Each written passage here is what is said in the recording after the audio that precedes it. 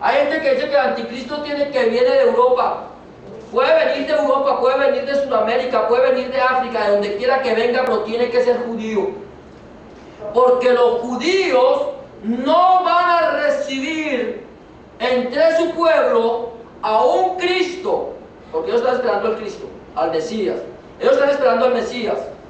Ellos no van a recibir a un Mesías que no sea judío. Tiene que ser judío.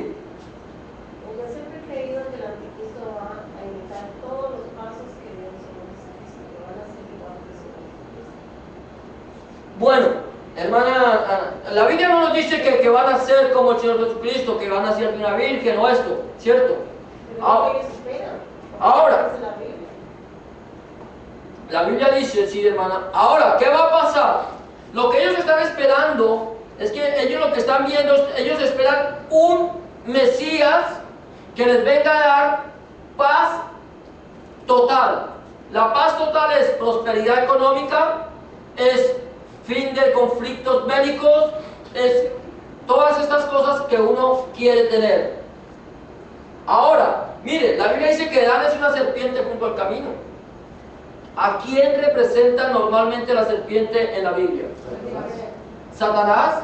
La Biblia dice en el libro de Apocalipsis que Satanás es la serpiente antigua, el dragón, la serpiente antigua, la cual es el diablo o Satanás. Ahí el cual lo está diciendo en el Apocalipsis.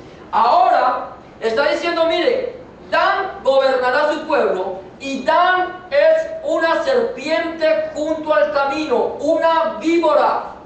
Víbora, aquí está diciendo víbora. Yo no sé por qué, si usted cuando va a bendecir a sus hijos le va a decir a su hijo que es una serpiente. Si va a bendecir a su hijo diciéndole que es una víbora. Pero aquí era una bendición que estaba dando Jacob sobre sus hijos. Era una profecía que estaba dando Jacob sobre sus hijos. Dios estaba hablando a través de Jacob. Era Dios quien estaba hablando.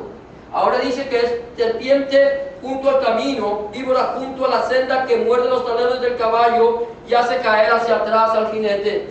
Y algo que me llama poderosamente la atención el versículo 18. Está bendiciendo, está profetizando sobre Dan. ¿Y qué dice? Tu salvación esperaré. O esperaré. También dice esperado Jehová.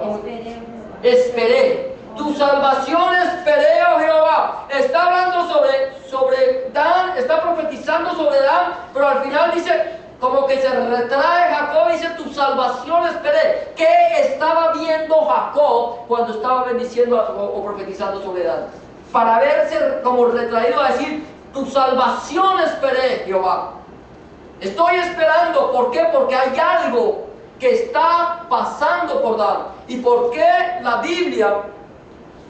Biblia en el Nuevo Testamento, en el libro de Apocalipsis, por qué el Señor excluye a la tribu de Dan de los 144,000 sellados? Ahora, son 144,000 sellados que van a venir aquí, que son de las tribus de Israel, son descendientes de Israel, son el pueblo de Jacob, que están aquí, que posiblemente van a haber recibido al Señor Jesucristo como su único y suficiente Salvador. ¿Por qué? Porque van a ser sellados con el Espíritu Santo. Dice, vamos, detengan el juicio hasta que se hayan sellado a los siervos de nuestro Dios. Ahora, hoy no estamos hablando del anticristo. Estamos hablando de quiénes son estos 144,000 sellados. Que estos 144,000 sellados son personas nacidas y descendientes directos del pueblo de Israel. Son el Israel físico de Dios. Hermano, el sello va a ser físico. Hermana, la Biblia no nos habla de un sello físico. Yo quiero que nosotros podamos entender que nosotros, como hijos de Dios, somos sellados. Nosotros tenemos un sello en nuestra vida. Y es un sello espiritual. O sea, es el sello. ¿Cuál es el sello? El sello es que cuando yo le entregué mi vida al Señor Jesucristo y cuando yo me bauticé en confirmación, aunque en el mismo momento en que yo recibo al Señor Jesucristo, la Biblia me muestra que el Señor envía su Espíritu Santo sobre nosotros. Eso lo mostró. Ahora, normalmente, antes del bautismo del Espíritu Santo, siempre tenía que venir primero el bautismo en agua. Si no había bautismo en agua, no había bautismo en el Espíritu Santo.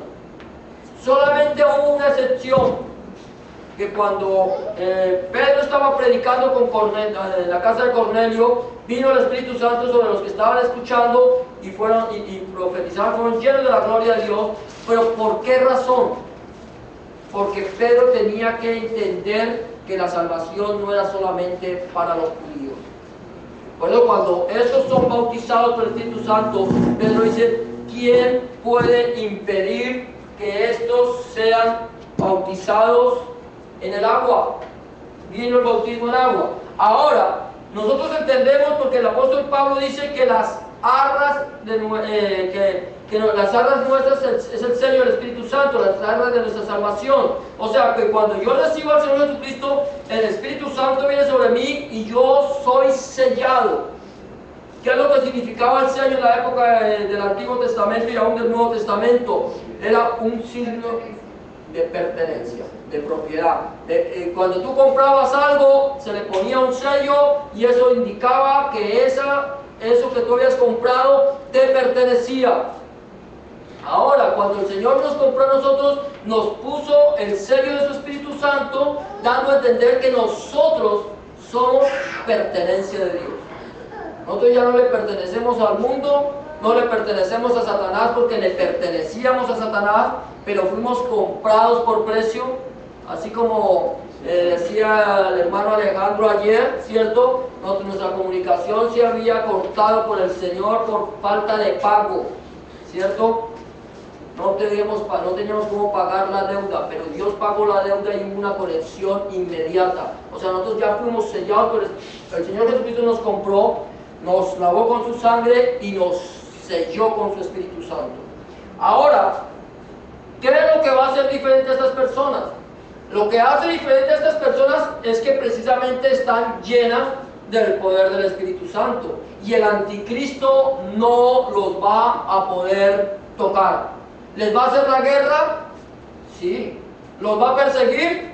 Sí. La Biblia nos lo está mostrando. Más adelante lo vamos a ver. Va a perseguir a esos. Pero no los va a poder tocar ni hacer daño porque tienen el sello del Espíritu Santo en sus vidas. O sea que el Espíritu Santo los va a estar guardando en el tiempo de la gran tribulación. Van a estar aquí para predicar el mensaje del Evangelio, de las buenas nuevas de nuestro Señor Jesucristo. No van a morir como los otros, decapitados.